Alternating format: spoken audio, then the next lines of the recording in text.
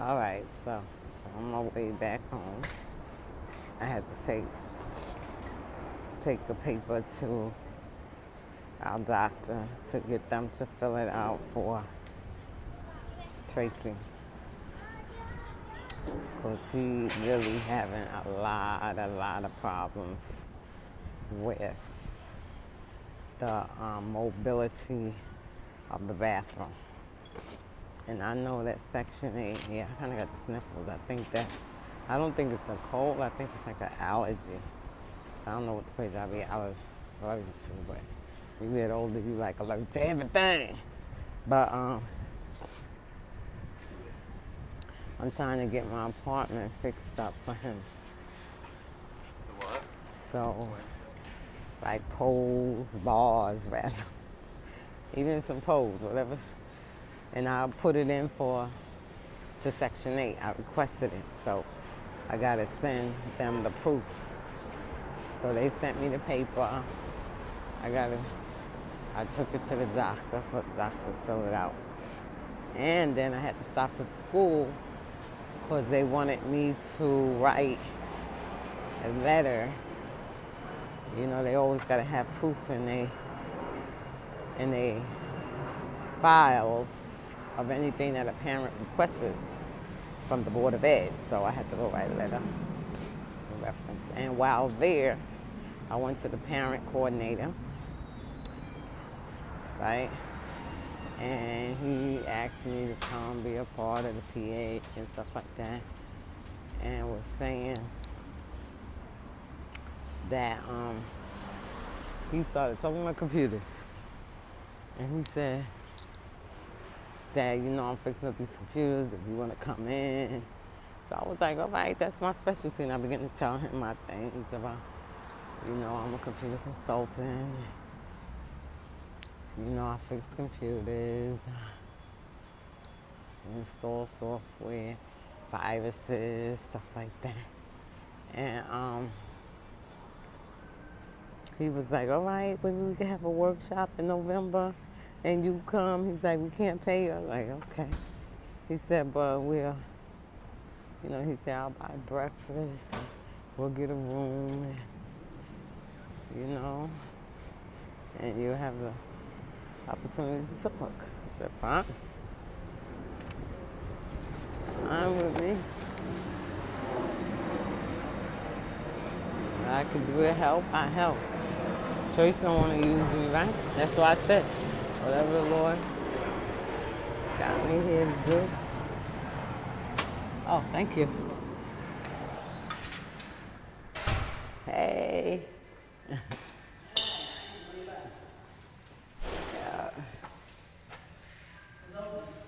Oh, okay. Ooh, it stinks.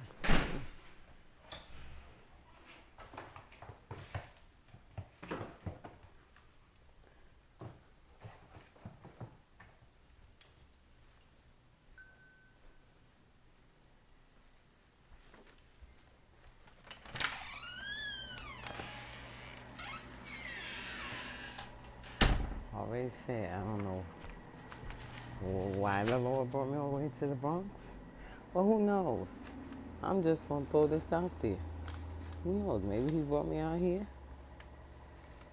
so that all the work that I do know how to do, you see what I'm saying?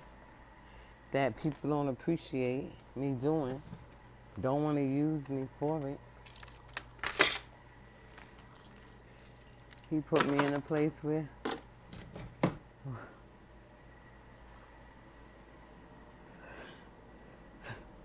gotta see. He put me in a place where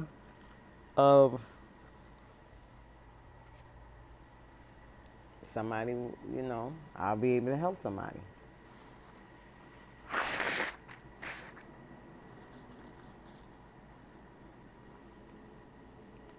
Like they used to say with men and ladies that's not treating their men right. They'd be like, well, ladies,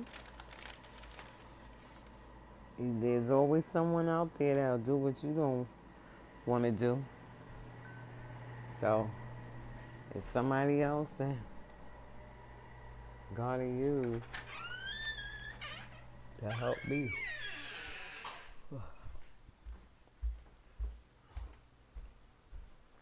My kitchen.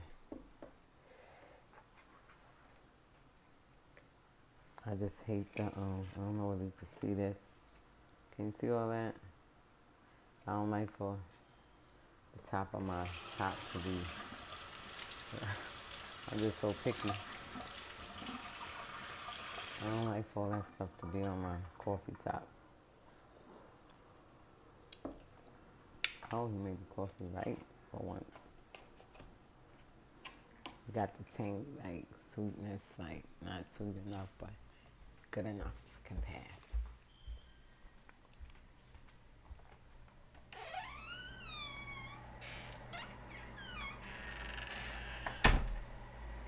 So, I'm gonna do it. And kind of nervous, because I never was in charge, you know, where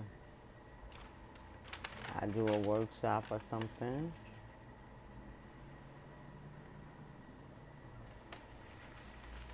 Because people don't want to use me, you know, in the church. And don't get me wrong, I'm not saying that I know everything or whatever the case may be, but the thing is that there's things that I do know. And people will go and throw up in your face, you know, hurt you, you know. I'll give you an example. That's like,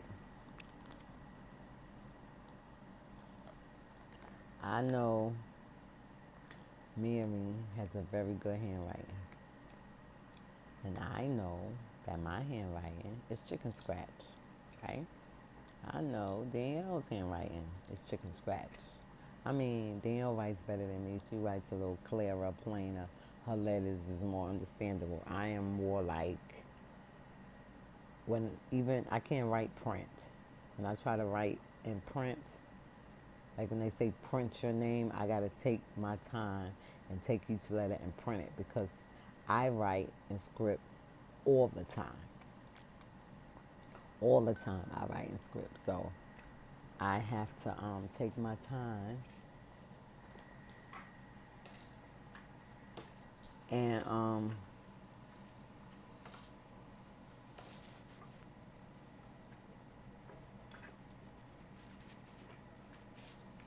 I gotta take my time and write each letter so it'll be understandable. But when I'm writing a script, I write very comfortable. But see, I know that problem is because I didn't take a penmanship. I wanted penmanship, and as I went on down the line, I realized that that's something that you're taught in, I won't say in kindergarten, but you taught that, like, how to write. Maybe you're taught in kindergarten, pre-K, kindergarten, like that. So I'm really realizing that it's important to put the kids in there, and I really regret not doing that with the kids, because I didn't realize how advanced that the educational department has gotten from the time that my children was in school, from the time that I was in school. Because I didn't go to no pre-K. They didn't have no pre-K.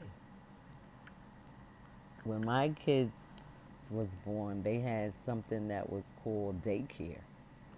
And daycare was just what it said. It took care of your kids during the day. And when you got out from work, and it wasn't even up to 6 o'clock like it is now.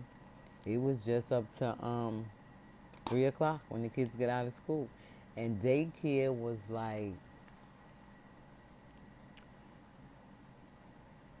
you had to make sure you had somebody pick up them kids sometime even before, because it would go to 12 o'clock. I remember that good. It would go to 12 o'clock. Now, Terrence was born, and they had a daycare right across from where I lived with my grandmother. But me and her both was like, we ain't getting our kids in there And see what's happening today in these daycares, what's going on. Please, long before they realized something was going on in there. You see what I'm saying? I don't know, for those who saw me yesterday, this is that curl that was up. I had it up like this. This is what it looks like. You know, it gave it a little fuller look. But anyway, it's not a hair video. So now, I didn't realize that the system,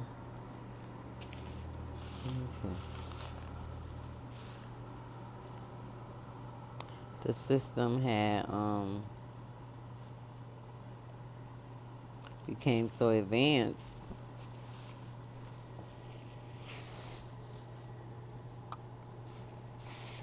that you needed to put your kids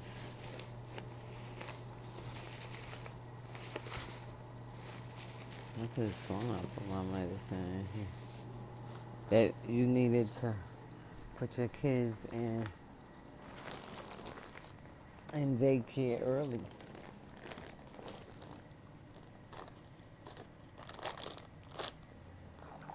me see if it's in here. Yeah, I'm busy looking for it.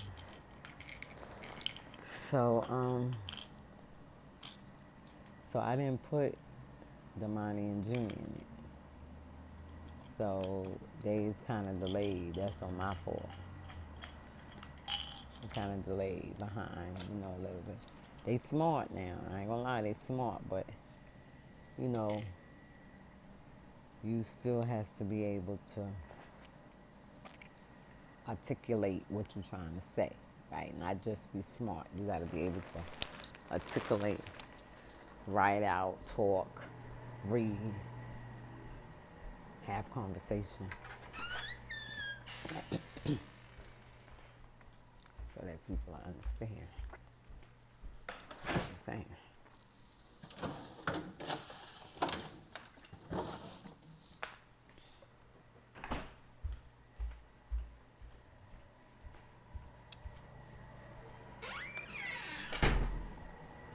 So let me hurry up and say what I'm going to say. Come out this video, because next thing you know, it'll be done cut off. But,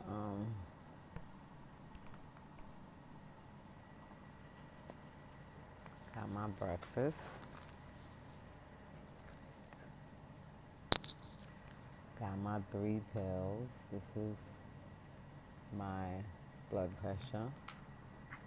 This is calcium and vitamin D. That's probably why it's green. And this is a multivitamin.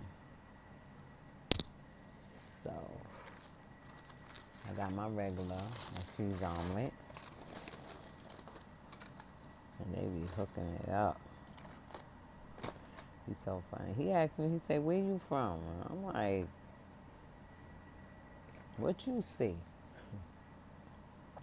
What you see? You see something.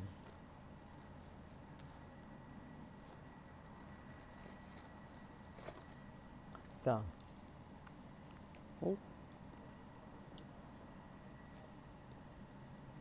God is great and God is good, and we thank Him for our food. By Him we must be fed. Give us, Lord, our daily bread. Amen. Bless the hand that labored and the hand that prepareth. In Jesus' name we pray. Amen. I hope God. I hear you is a good cook. I wasn't trying to flirt with him. Wasn't trying to get no free food or nothing. I was trying to get, all I wanted you to know is that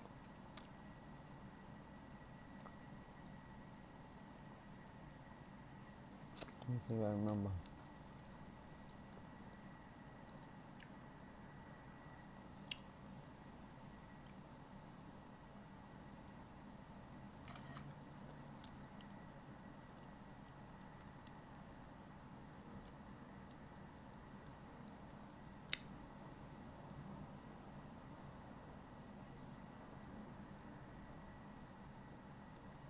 was trying to do is get you to remember, to know that your food is good. And I said, I'm in the food business, but I've been in there and I saw people. I saw what they do. I saw how they do. You see what I'm saying? I saw how they kept their food. I saw how they clean their kitchen. I saw how they clean their food. My only problem that I wish that they had took the time out and taught me was how to cut. I had problems cutting onions. I had problems cutting, what you call it, green peppers, you know, potatoes. Because see, you got quarters, you got minced onions, right? Even garlic. You know, there's a certain way to cut each fruit and vegetable. And I went to the cooking school. Yeah, they taught me how to cook. They taught me about using fresh vegetables, you know, and fresh seasoning. You know, we didn't use no adobo and all that. Whatever we was gonna season, whatever we was gonna cook, we went into the refrigerator and we got the seasoning. And I don't even know whether I still have that book.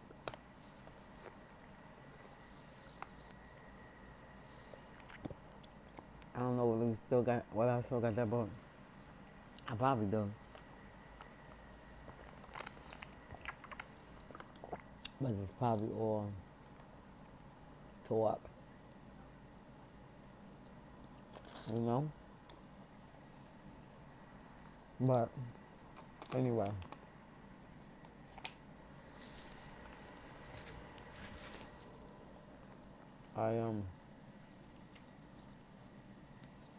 I'm gonna do that. If the man called me and told me to come,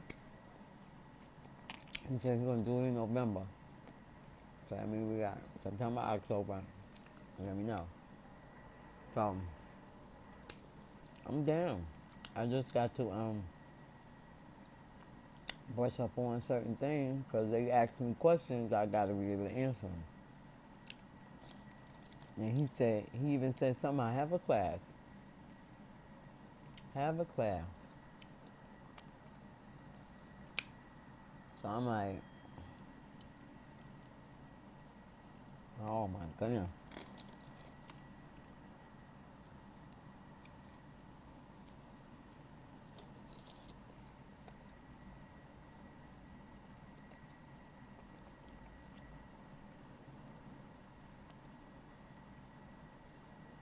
So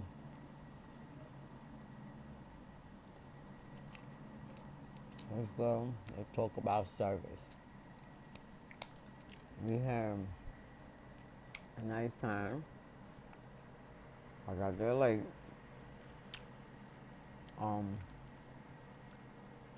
So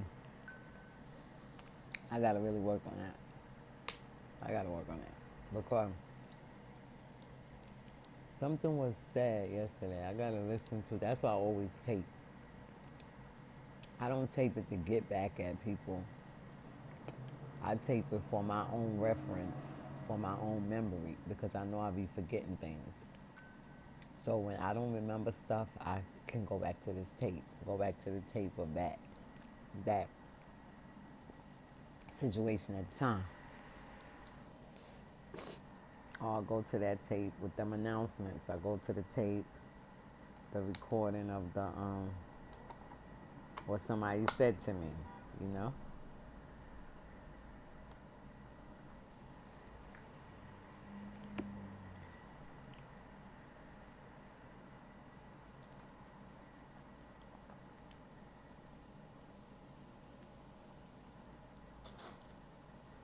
But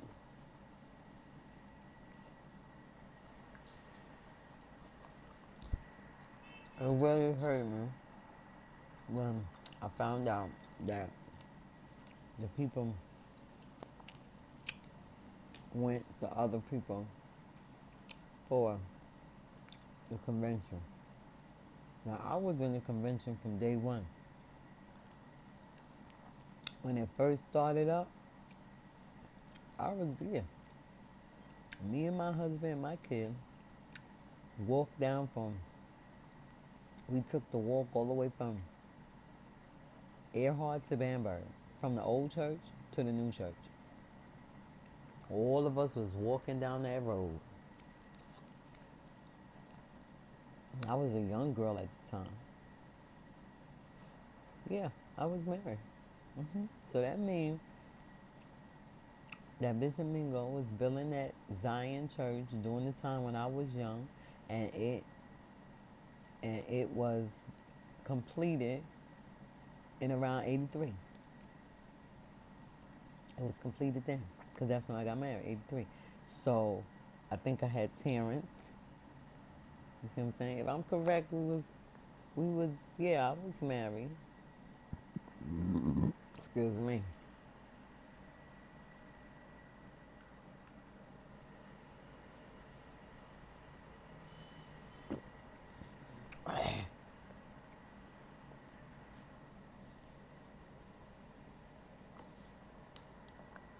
But you know, people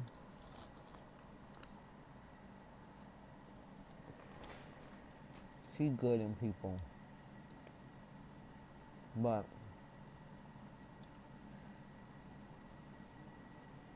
for whatever craziness that's going on in their head, they don't want nobody to notice. If I think I was giving an example. If I know Mary's a good writer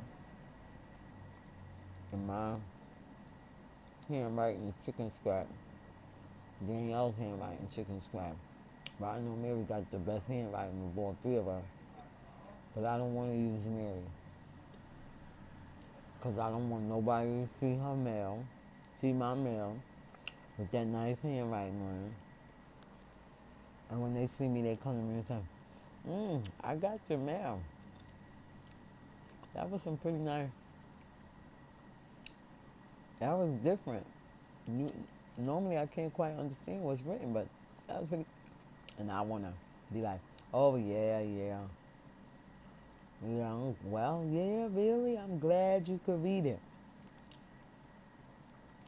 I'm not telling the person that it ain't me. I ain't telling the person that it's my daughter. And then, to make matters worse, I go use Danielle.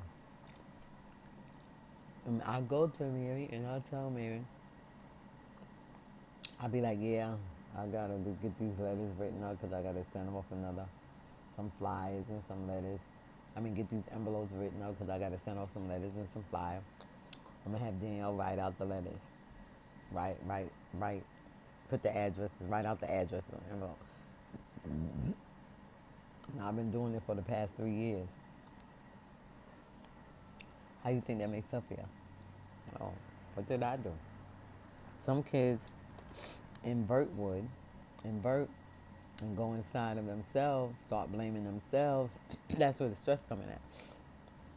Start blaming themselves, start questioning themselves, like, what's wrong with my handwriting? My handwriting ain't that good.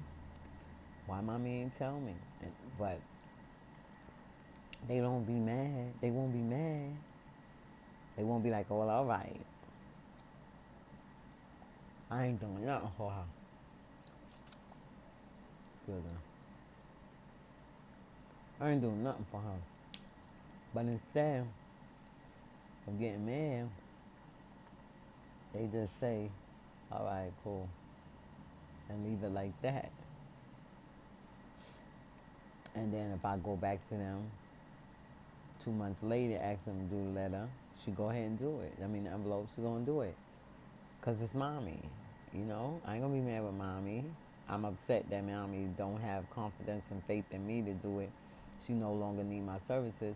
But every time mommy come and ask me, I'm gonna go and do it. Why? Because that's mommy, and I love mommy. You see. So that's my philosophy of everything that people do to me. I feel a way about it. I feel hurt. The way I feel is that I feel hurt. The way I feel, I don't understand why they doing that. I don't understand what I did, what I didn't do. I got word that somebody said that the reason why they don't use me for the program because I don't know what I'm doing.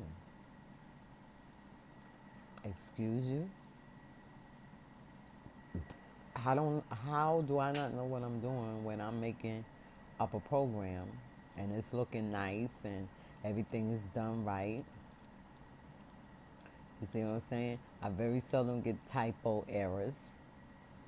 You see what I'm saying? Because you know they got today where you can type and it'll tell you your words that you're typing wrong, so that your project won't come out all with wrong letters, spelt wrong. Spelling is wrong.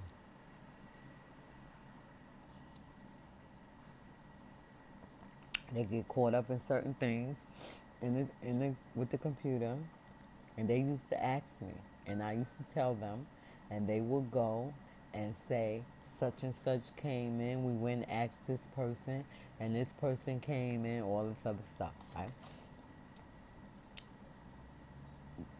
They'll say, yeah, somebody told me this, but they didn't know what they was talking about. But yet and still, in order for you to get what you want done, you have to do it the way that I said. You want to get this fixed, but because I say in order to get it fixed, you have to call technical support and have technical support tell you what to do.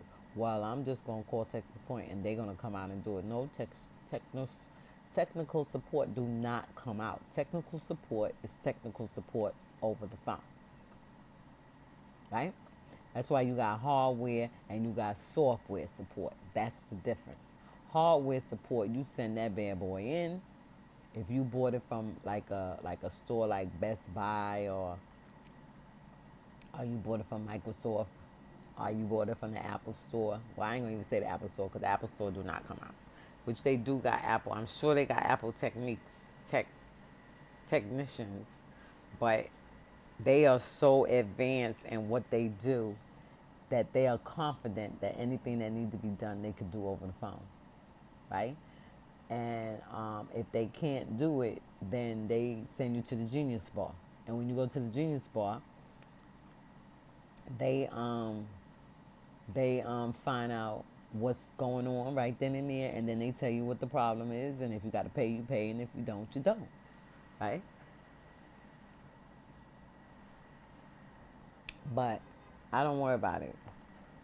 Because see now, look, I got the opportunity to go in front of people that don't know me and teach them my skills. And who's to say that, who's to say that that won't open up a door for me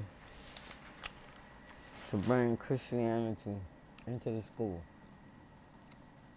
You know what I'm saying? Working in the school system is a good job. Because that's something that is going to go for life. Hospital, medical, and education, and mortician is where the money is. Because somebody's always dying every day. But whether or not they use your services, you know, is a thing. But you know what? Praying is the key. Praying is the key. Praying is the key.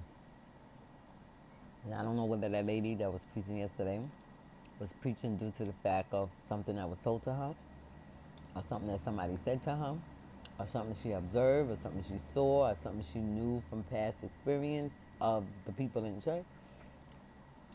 But it was truth of the matter. It was truth of the matter.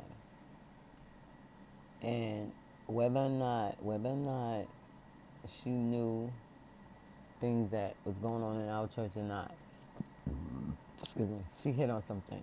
And I'm going to say this. Since this is my video, I could say it.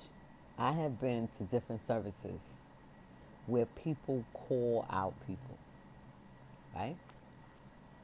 And pray for them or prophesy something in their life or whatever, right? When I was a child, right? I got to throw this in there for reference. When I was a child,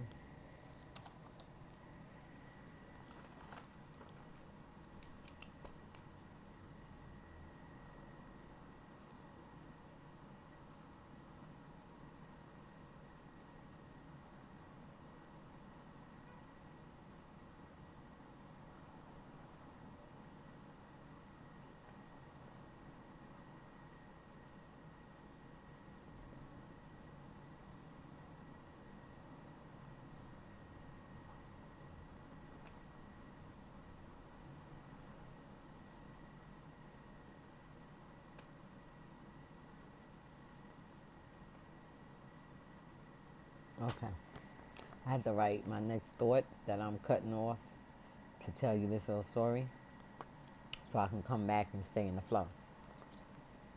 When I was a child, I think it was about 9, 10. A lot of things happen between birth to 12 years of age, right? Because 12 years of age is when I got saved. First time I got saved. And I'm going to tell you about that experience in this video, right?